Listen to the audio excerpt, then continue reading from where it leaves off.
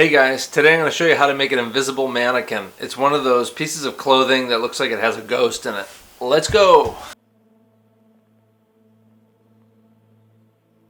Today you're going to use your selection tool, the quick selection tool, the clone stamp tool, the eraser, and the burn tool. Open your front facing image. I've placed my hands on my hips in order to get the sleeves to come out in space. Click to unlock your layer. This is important. Grab your quick selection tool. All brushes can be made larger or smaller by hitting your open or closed bracket keys. Click to drag in the area you want to save. If your selection goes out of the desired area, hold down your Alt Option key and push the selection area back. Make the brush smaller or bigger to fit the area you're working in. Regular click and drag will reselect the area, and Alt click and drag will push it back. Go to the select menu and select Inverse. Hit delete. You should get a halftone background showing transparency. Deselect by going to the select menu or hitting Ctrl D.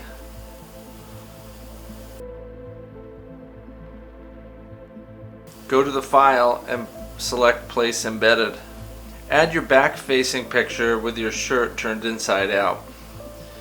You can scale the image up or down by placing it next to the picture and adjusting the size. If you're using the selection tool, be sure to show Transform Controls is checked on. Hit return when you like the size. There should no longer be an X on your layer. Grab your quick selection tool and grab a portion of your shoulder and neckline.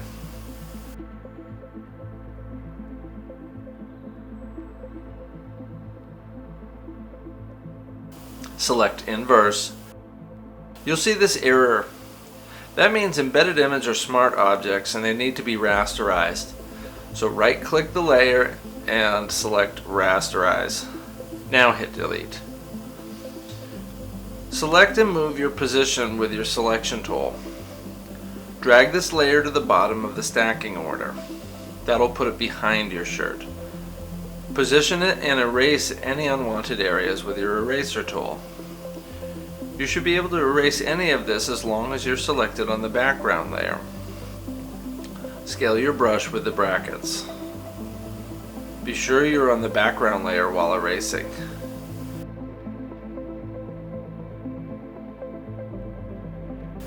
You may need to make further rotations and adjustments with your selection tool. Make sure you're still selected on the background layer and grab the burn tool located inside the dodge tool.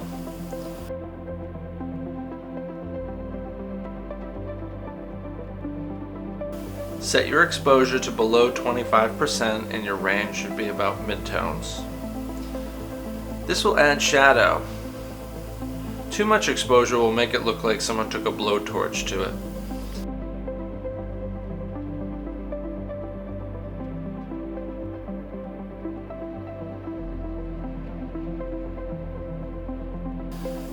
Now select both layers by shift selecting to select all of them.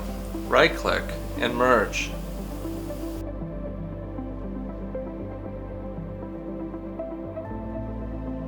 Now grab your clone stamp tool.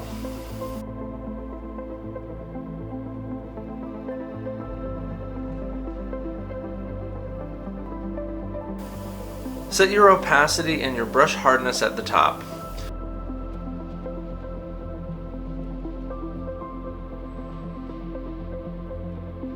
You'll use the Alt Option key to select an area to clone. This is like skin grafting. You will Alt Option click an area you want to transplant onto another area. The sample area follows the brush, so you'll need to select different areas as you move along. Sample them from nearby and sample often.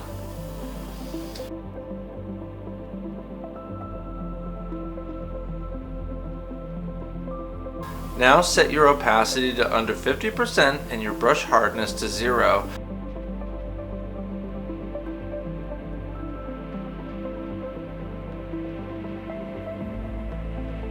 This will help you smooth out your initial work.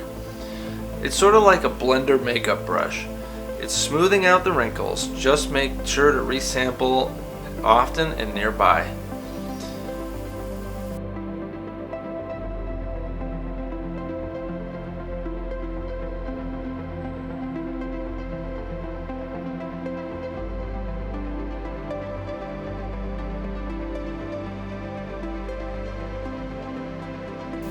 Use your eraser to clean up the edges.